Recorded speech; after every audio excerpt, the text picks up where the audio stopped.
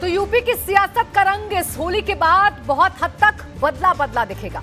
CM योगी की अगुवाई में जब नया मंत्रिमंडल राज्य की कमान संभालेगा तो उसमें कई नए चेहरे नजर आ सकते हैं। सूत्रों के मुताबिक सीएम योगी आदित्यनाथ होली के बाद फिर से दिल्ली जा सकते हैं और इस दौरे के दौरान सरकार का फाइनल खाका तैयार हो सकता है। होली के बाद दिल्ली में होने वाली संगठन की बड़ी बैठक में भावी सरकार के गठन पर अंतिम मुहर लग सकती है। इसमें संगठन की तरफ से सरकार का एजेंडा भी तय हो जाएगा, जिसमें सबसे पहला जोर बड़े वादों को जल्द से जल्द पूरा करने पर होगा।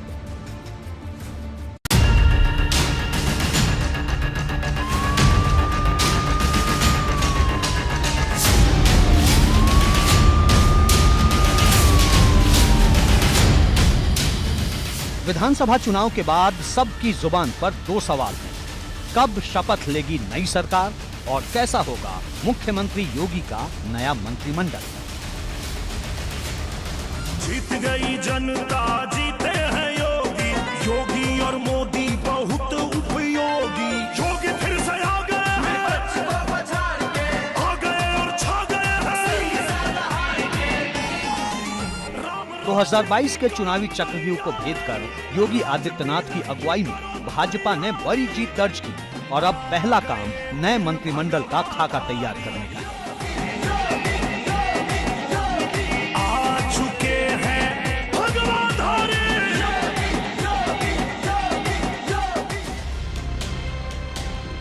सूत्रों के मुताबिक दिल्ली में प्रधानमंत्री नरेंद्र मोदी और गृह मंत्री अमित शाह और साथ में भाजपा अध्यक्ष जेपी नड्डा के साथ सीएम योगी की बैठक में नई सरकार की रूपरेखा पर चर्चा हुई। इस बात की चर्चा तेज है कि सीएम योगी के नए मंत्रिमंडल के हर नाम पर मुहर मिशन 2024 की रणनीति के हिसाब से ही लगेगी। जी हां, यूपी में विधानसभा चुनाव में महाविजय का परचम लहराने के बाद पार्टी ने अगले लक्ष्य को भेदने पर अभी से ही नजरें टिका दी। 2024 में लोकसभा चुनाव होने हैं और दिल्ली विजय का रास्ता लखनऊ होकर ही जाता है। ऐसे में राज्य की 80 लोकसभा सीटों पर क्लीन स्वीप करना अब भाजपा का सबसे बड़ा लक्ष्य है। अब सब लोग यही कह रहे हैं कि मंत्रिमंडल कब गठन होगा, शपथ कब होगी। क्या आपको लग रहा है कि मंत्रिमंडल में इस बार पुराने लोगों को भी जगह मिलेगी, नए लोगों को भी जगह मिलेगी? कुछ आपको लग रहा है कुछ हर जाति हर क्षेत्र से लोगों को कहीं न कहीं उसमें इंक्लूड किया जाएगा?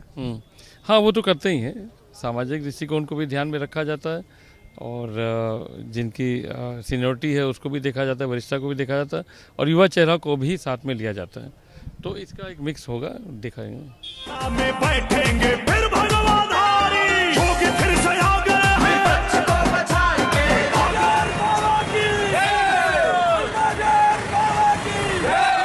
लोकसभा सीटों में यूपी की हिस्सेदारी कुल 15% है और जिस तरीके से ये महाविजय मिली है, जाहिर तौर से बात है कि 2024 के लिए एक मजबूत बुनियादी तैयार हो चुकी है। अगर बात करें तो यूपी के नए मंत्रिमंडल में मिशन 2024 की छाप का असर साफ तौर पे देखने को मिलेगा।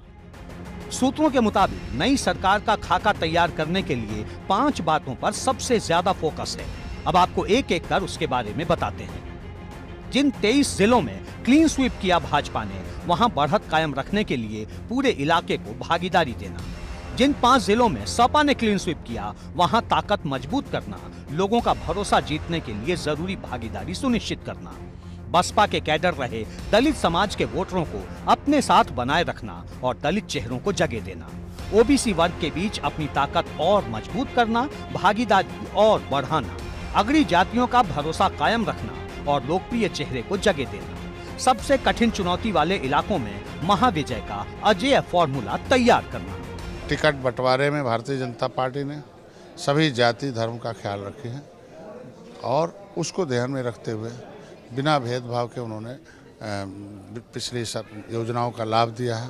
तो इस सरकार में भी हमें लगता है कि भारतीय जनता पार्टी सभी छोटे भाइयों को साथ लेकर चलेगी।